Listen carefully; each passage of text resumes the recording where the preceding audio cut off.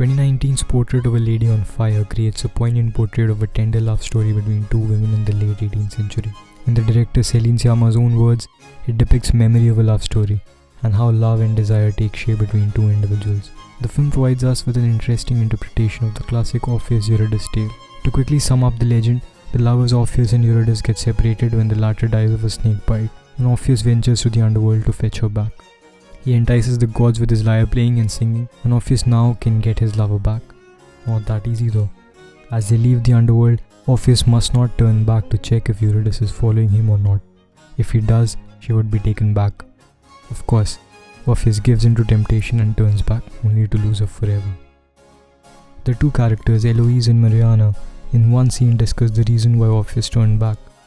Mariana states that Orpheus's sole fault was his unabashed love. He just couldn't resist having a look. Perhaps he makes a choice. He chooses her memory over her. That's why he turns. He doesn't make the lover's choice, but the poet's. To quote John Keats' ode on the Grecian urn, "She cannot fade. Though thou hast not thy bliss, forever wilt thou love, and she be fair." Eloise then brings up her own point of view, declaring, perhaps Eurydice was the one who said turn around. Later in the film, after Eloise and Mariana make love one last time, Eloise asks Mariana to draw her a portrait of herself to keep as a memory. The two keep miniature portraits of each other as souvenirs of their wonderful time together.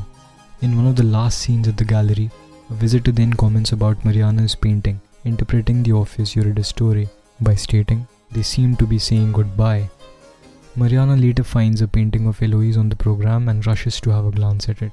In the painting, Eloise is seen with her daughter by his side, and on a closer look, Mariana finds the book marked with page 28, on which she drew her own portrait for Eloise. This scene hints back to Eloise's reasoning about Eurydice shouting, "Turn around."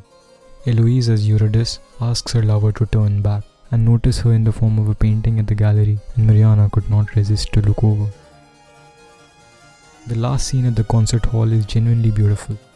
One way to interpret it is that Eloise doesn't notice Mariana amidst the crowd and gets overwhelmed with emotions listening to the orchestra playing the Vivaldi concerto, the same piece Mariana had earlier played her on harpsichord. She gets teary-eyed towards the end, reflecting on the memories she made with Mariana. Other way to look at it is that Eloise perhaps chooses not to return a glance after Mariana calls out for her through her gaze, yearning to make eye contact with her. She doesn't want to give in to the temptation and repeat Orpheus's turning back act and lose her love for Mariana. Though it's all in her head, and in reality, she has a husband to return home to. The last scene is also reminiscent of the climax in the 2017 film Call Me By Your Name, wherein Elio sits down by the fireplace and stares into the flames, reminiscing his time spent with Oliver. Both films present two pure and tender love stories in picturesque settings with deft directors at the helm. Portrait of a Lady on Fire can surely be regarded as a companion piece to Call Me By Your Name. The use of music in the film is noteworthy as well. The director plays with only diegetic music here, that is music which is part of the setting and is heard by the characters in the film. Furthermore, those are only 3 scenes in the film. First, when Mariana plays the last movement of Vivaldi's Summer Concerto on the harpsichord.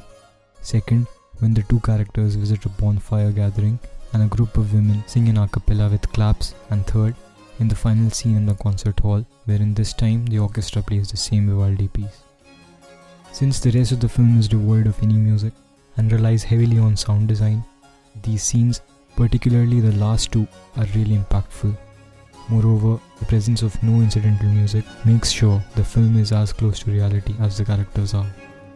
Portrait of a Lady on Fire is not heavy on story, and instead works its magic by creating some striking moments. It takes its time to build up in intensity, echoing the tedious process one goes through for a portrait, sitting still and indulging in constant exchange of gazes from the painter. But the payoff is great.